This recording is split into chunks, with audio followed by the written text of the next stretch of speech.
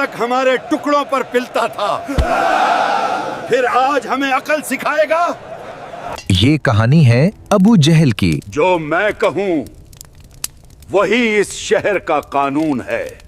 मक्का में मेरी मर्जी के बगैर हवा भी नहीं चल सकती। क्या आप कभी इमेजिन कर सकते हैं कि तारीख के पन्नों में कुछ नाम ऐसे होते हैं जो सिर्फ नाम नहीं बल्कि खौफ और दहशत का दूसरा नाम बन जाते हैं। सुना है अबुल हकम आ रहा है। एक ऐसा विलन जिसकी परछाई भी अगर मक्का की दीवारों पर पड़ती तो लोग रास्ता बदल लेते थे। या अल्लाह खैर, रास्ता बदलो।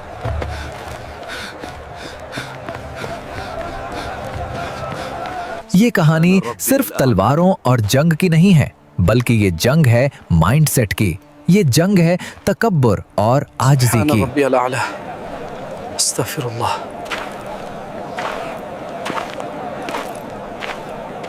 आज हम उस शख्स के आखिरी लम्हात को डिकोड करेंगे जिसे दुनिया अब्बू जहल कहती है, उस उम्मत का फिरौन। मक्का में मेरी मर्जी के बगैर हवा भी नहीं चल सकती। जरा उस दौर का एटमॉस्फेयर महसूस करें। मक्का का रेगिस्तान, तपती धूप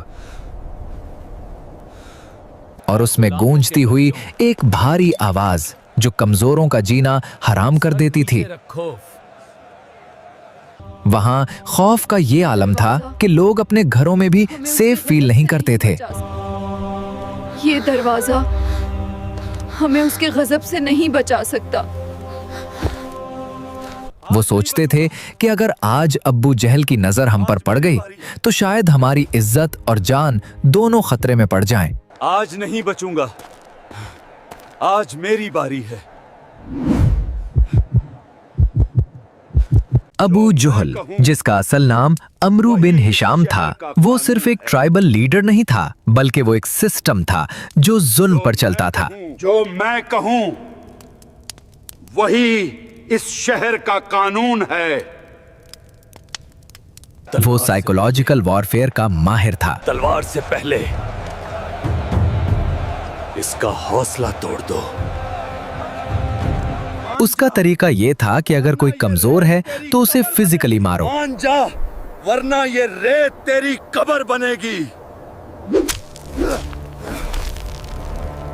और अगर कोई इज्जतदार है तो उसे पब्लिक में इंसल्ट करके तोड़ दो। देखो इसे, कल तक हमारे टुकड़ों पर पिलता था, फिर आज हमें अकल सिखाएगा।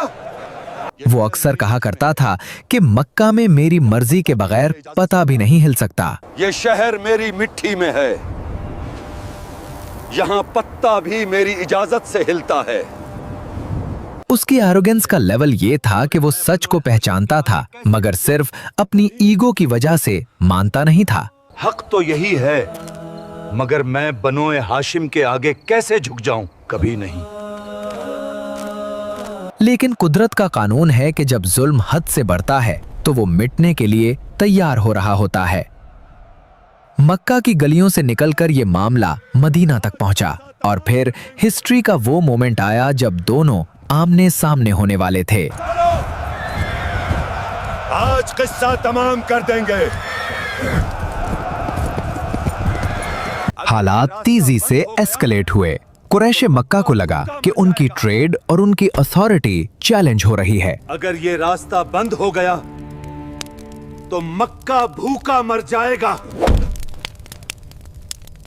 अबू जहल ने मक्का के दारुन नदवा में खड़े होकर कसम खाई कि वो मुसलमानों को हमेशा के लिए खत्म कर देगा। लात व इज़िया की कसम, इस बार हम उन्हें जड़ से उखाड़ फेंकेंगे। जब लश्कर तैयार हुआ तो वो सीन देखने वाला था। एक तरफ 1000 का लश्कर जिसके पास बेहतरीन घोड़े, तलवारें, ढालें और रिसोर्सेज की कोई कमी नहीं थी। उनके साथ नाचने गाने वाली औरतें और शराब के दौर चल रहे थे, क्योंकि वो ओवर कॉन्फिडेंट थे कि ये तो बस एक पिकनिक होगी। वो तो मट्ठी भर हैं, सुबह नाश्ते से पहले खत्म कर देंगे। और दूसरी तरफ सिर्फ 313 निहत्थे लोग, जिनके पास ना खाने को पूरा सामान था, ना लड़ने के लिए हथियार। हमारे पास लूहा नहीं, लेकिन हमारे पास अल्लाह है। बज़ाहिर ये मुकाबला इम्पॉसिबल लग रहा था।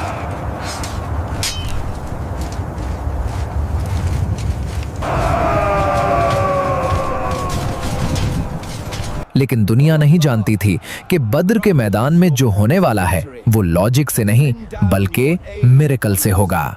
जिस रात बद्र के मैदान में पड़ाव डाला गया, कुदरत ने अपना खेल शुरू कर दिया। रात को बारिश हुई।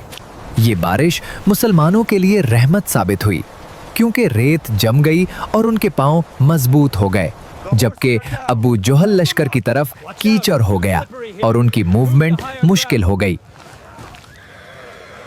अगली सुबह जब सूरज निकला तो फजा में टेंशन इतनी थी कि सांस लेना मुश्किल हो रहा था। अबू जोहल अपनी फौज के दरमियान खड़ा था, लोहे में डूबा हुआ, अपनी प्रोटेक्शन में पूरी तरह मुतमईन। आज इनका नामो निशान मिटा दवा। उसने ललकारा और समझा कि आज तो किस्सा तमाम है कोई जो मेरे सामने आए। जंग शुरू हुई। तीर चले, तलवारें टकराएं और धूल का एक तूफान उठ खड़ा हुआ। शोर, चीखें और मेटल के टकराने की आवाजें। मैदान जंग एक केओस बन चुका था। फिर उस केओस के बीच में एक ऐसा टर्न आया जिसने सबको हैरान कर दिया। रिवायतों में आता है कि अंसार के दो बिल्कुल यंग लड़के माज और मुअव्विज रजी अल्लाह अन्हुमा भीड़ को चीरते हुए आगे आए। उनकी उम्रें बहुत कम थीं, शायद जंग का एक्सपीरियंस भी नहीं था, लेकिन उनका पैशन एक और उनका टारगेट क्लियर था। उन्होंने मशहूर सहाबी अब्दुर्रहमान बिन औफ रजी अल्लाह अन्हु से पूछा, अंकल वो अबू जुहल कौन है? हमने सुना है वो अल्लाह के नबी सल्लल्लाहु की शान में गुस्ताखी करता है। वो दुश्मन का बड़ा सरदार कौन सा है? हमने सुना है वो हमारे नबी हदन को बुरा कहता है। जैसे ही उन्होंने इशारा किया, ये दोनों बाज की तरह बना अपनी जान की परवाह किए सीधा उसके घोड़े की तरफ भागे।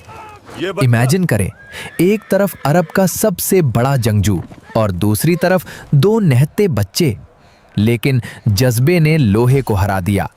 उन्होंने इतनी तेजी से अटैक किया कि अबू जोहल संभल ही ना सका और जमीन पर आ गिरा। ये वो लम्हा था जब तारीख ने एक गहरी सांस ली। जंग अपने इख्तिताम की तरफ बढ़ रही थी। बड़े बड़े सरदार मारे जा चुके थे, धूल छट रही थी और मुसलमानों की फतह क्लियर हो चुकी थी। इस दौरान अब्दुल्ला बिन मसूद रजी अल्लाह अन्हु, जो जिस्मानी तौर पर बहुत दबले पतले थे और जिन्हें अबू जहल मक्का में अक्सर तंग किया करता था, वो उसकी लाश ढूंढने निकले। उन्होंने देखा कि अबू जहल आखिरी सांसें ले रहा है। ये हिस्ट्री का एक बहुत बड़ा आयरनी था।